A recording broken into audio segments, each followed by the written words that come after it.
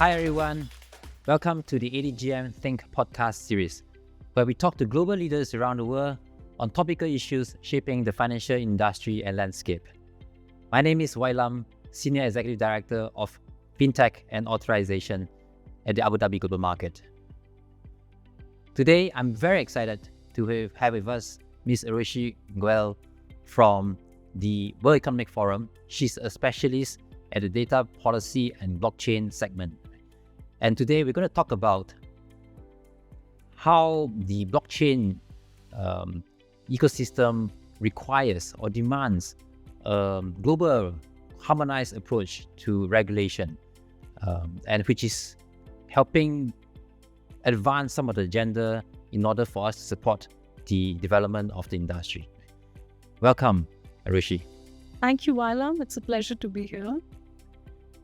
Last month, the World Economic Forum published a seminal white paper on the need to have a global harmonized regulatory approach on crypto regulation.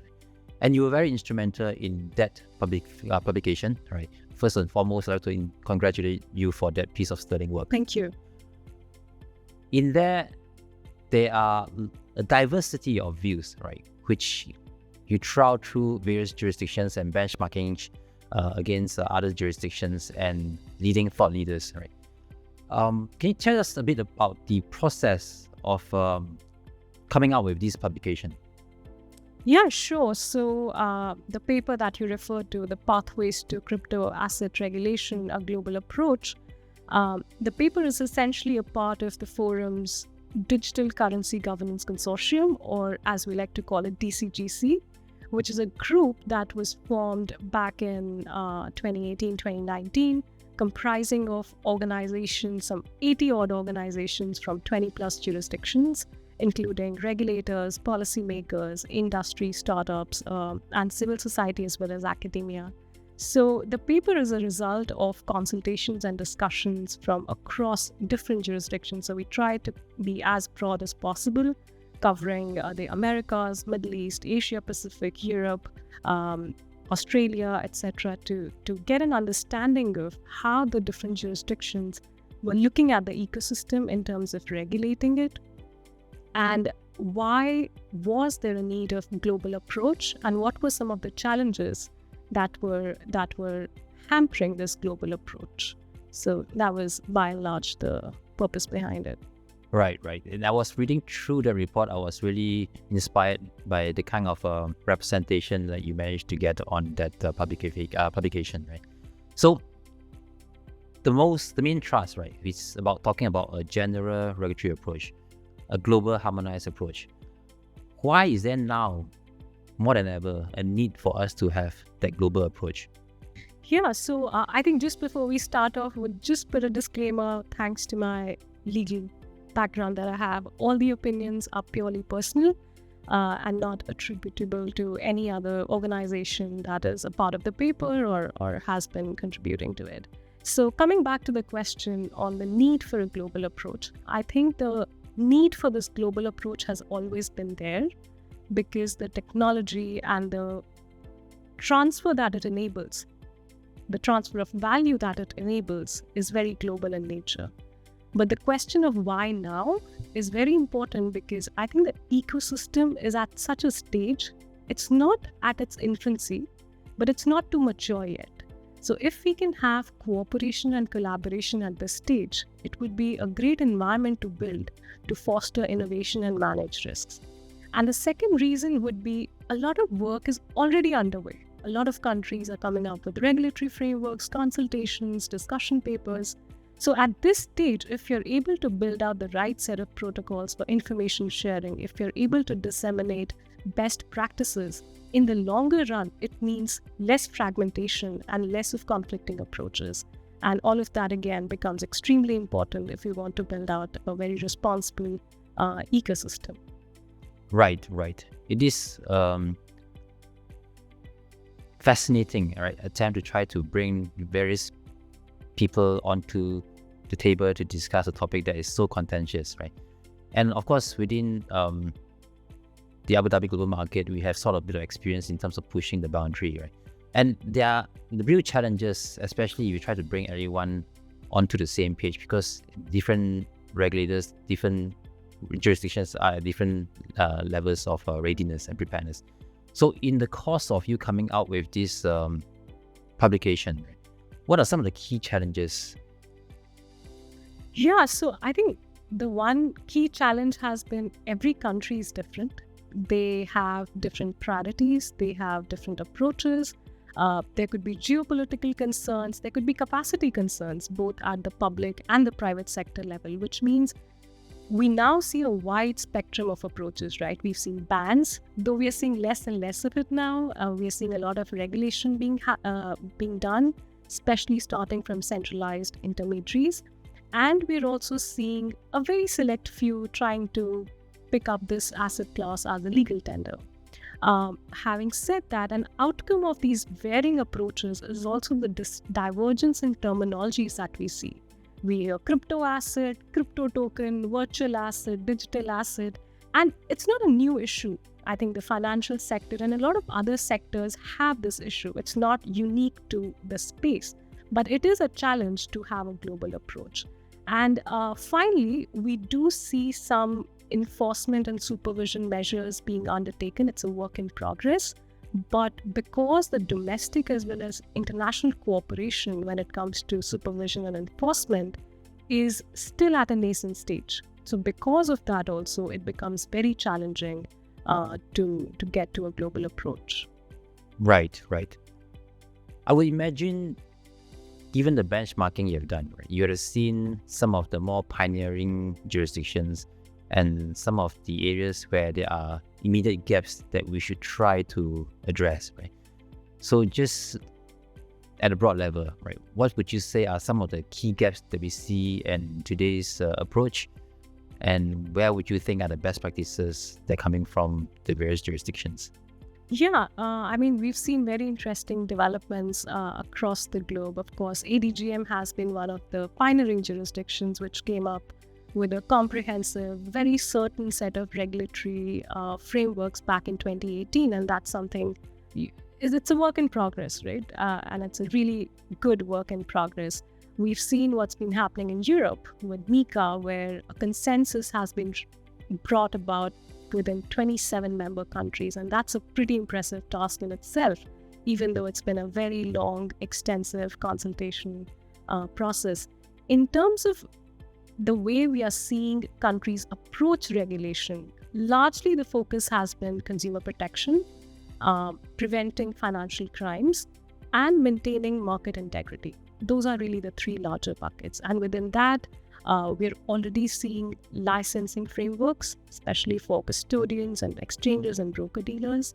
On the consumer protection side, for example, usually a lot of jurisdictions first tend to look at marketing and advertising guidelines, because when any business enters a jurisdiction, their first port of call is to market themselves, to understand what are the consumer interests. Right.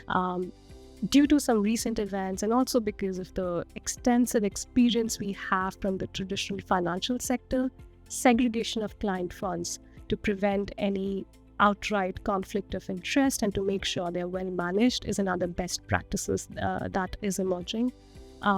Also, from a consumer protection point of view, what we've seen is either the regulators are targeting what can be traded or something, the approved token regime that we've seen, or who can trade it, which is essentially a classification of the consumers based on an assessment of either their knowledge or suitability in different ways. Then stablecoin regulation, usually considered a part of the payment system or the money service business. That's also something which we are seeing countries look at increasingly. And finally, a very small group of countries are also looking at some of the new innovations, DeFi being an example, as ADGM is doing. DAOs and NFTs are also areas of interest that are emerging now. All right, this is interesting that, just a simple theme like consumer protection, right? We all know that we have to do it, right? But even within that theme, you see various jurisdictions approaching it slightly differently, right? But beyond investor protection, there have also been recent discussions around the financial stability aspect, right? The connectivity to the traditional finance space, right? And of course, before that, I think there were a few papers to say that at this point in time, financial stability might not be an issue. But of course, if you look back just a few months ago, right, you are starting to see stablecoin issuance having that nexus to the real world assets. You've got the Silicon Valley banks that are sort of exposed to the crypto players. And of course, there are some contagion effects from there, right? So where do you see today are the main interconnected issues between the TradFi space and the crypto space? Yeah, I mean, the possibility of, not the possibility, actually, the growing interconnectedness between the financial sector and the crypto sector, that exists. We've already seen a lot of interconnection within the crypto sector. I mean, Bitcoin spot prices tend to determine the spot prices for a lot of other altcoins and Ether and things like that. So that interconnection already is super solid. With the traditional financial sector, there has been some interconnection, given the fact that a majority of the use cases within the ecosystem are still largely focused on the financial sector. So there's anyways a lot of interaction with banks, with traditional financial institutions, funds, asset managers, and the like. In terms of some of the risks that we explored, even though, like you said, there's been no spillover so far, and let's hope we keep it that way. But there's always a risk. One of the risks has been the concentration risks. We still have a few exchanges, few protocols, few stablecoin issuers, and the market is very, very concentrated. So that's always a risk in any ecosystem. The other risk that we talked about was a risk of the fact that a lot of the players in the ecosystem do not have access to very good, large financial institutions, which means they tend to then look for banks and institutions that are either beyond regulated jurisdictions or that are much smaller and that may not be fully compliant with the financial regulations in place. And that is a big risk for the ecosystem and for the users that interact with it. Right. It sort of reminds me of the risk of regulatory arbitrage as well, right? Exactly. Where, when you first start out regulating this space, we know that it is at a nascent stage, and we're trying to ease the industry into regulations. And for that, sometimes you have the custody of that asset that is going to be overseas, but the exchange operations might be here. So those are things that we as practitioners have to think on a day-to-day and see how the industry evolves along the way. So not an easy balance to strike. Right, we're just about coming to the end. I just want to sort of ask one more question around where do you see the next steps we can take in terms of the recommended actions at the various stakeholders, whether it's the regulator or the industry, and perhaps what the WEF is thinking of in terms of next steps, the next areas to cover. Yeah, so in terms of recommendations, the way we've looked at it is because it's such a diverse ecosystem, global coordination is going to be requiring action at each level, whether it be international organization, whether it be national regulators, whether it be the industry. Everyone has a very important role to play. And the other thing is that we really need to leverage some of our experiences from other sectors, whether it be traditional financial sector, whether it be the industry coordination in coming up with data security standards for credit cards, for example. So those are all the experiences we have over a number of years, and we can utilize all of them for this sector. In terms of very specific recommendations, the international organization, and a lot of them have been doing excellent work, right? The likes of FATF, FSB, IOSCO, IMF, World Bank, everyone has been really active in putting up consultations and engaging with both regulators and the industry. And they are huge enablers for coordination. They can really build out standards for data sharing. They can be really enablers if they want to work on passportability of licensed entities to reduce cross-border risks. And that's where the international organizations can have a very critical role to play. For the national regulators, I think the best role would be to just provide clarity and certainty to the industry through coordination domestically, and also through very clear rules that are developed out of consultation and being agile in that process. For the industry, in fact, again, a very important role they can play by looking at evolving technical interoperable standards and making sure that those standards are well disseminated. Apart from that, industries on the ground, they can really share best practices of what's right and what's not really working as well.